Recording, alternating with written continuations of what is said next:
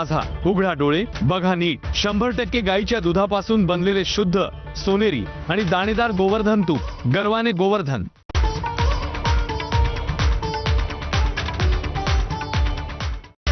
Headlines brought to you by Chitale बंधू.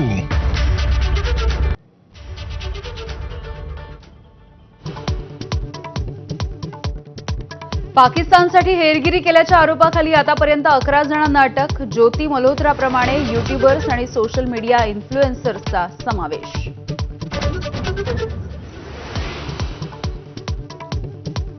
पाकिस्तानी अधिकारी दानिश होता भारतीय इन्फ्लुएन्सर्सच्या संपर्कात. ज्योती मल्होत्राच्या चौकशीनंतर माहिती उजेडात. ज्योतीच्या फोनमध्ये आढळले पाकिस्तानी नंबर.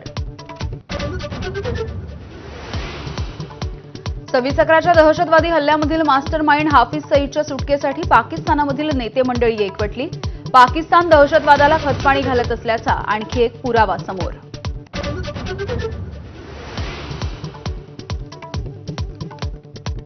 अमृतसरमधल्या सुवर्ण मंदिरावरती होता पाकिस्तानी हल्ल्याचा कट. भारताच्या एअर डिफेन्स सिस्टीमने डाव उधळून लावला. पाकिस्तानने अजून सिंदूरचं विक्राळ रूप पाहिलेलं नाही. भारतीय लष्करानं ठणकावलं. युद्धाचा निकाल स्पष्ट नसताना विजयी जल्लोष टाळा. अमित ठाकरेंचं थेट पंतप्रधान मोदींना पत्र. ऑपरेशन सिंदूर नंतरच्या तिरंगा यात्रेवरही सवाल.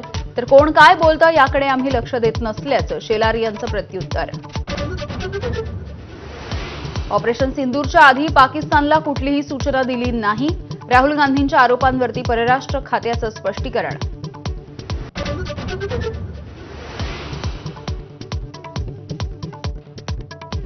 केंद्राच्या सर्वपक्षीय शिष्टमंडळावरून महाविकास आघाडीमध्ये मतमतांतर. वऱ्हाडावरती बहिष्कार टाकला पाहिजे राऊतांचा निशाणा. तर कुणीही स्थानिक राजकारण करू नये शरद पवार यांचा सल्ला. पहलगाम हल्ल्याच्या नंतर काश्मीरच्या पर्यटनाची परिस्थिती कोरोनापेक्षाही गंभीर. 90% पर्यटकांकडून बुकिंग रद्द. पर्यटनावरती पोट अवलंबून असणाऱ्या स्थानिकांना मोठा आर्थिक फटका.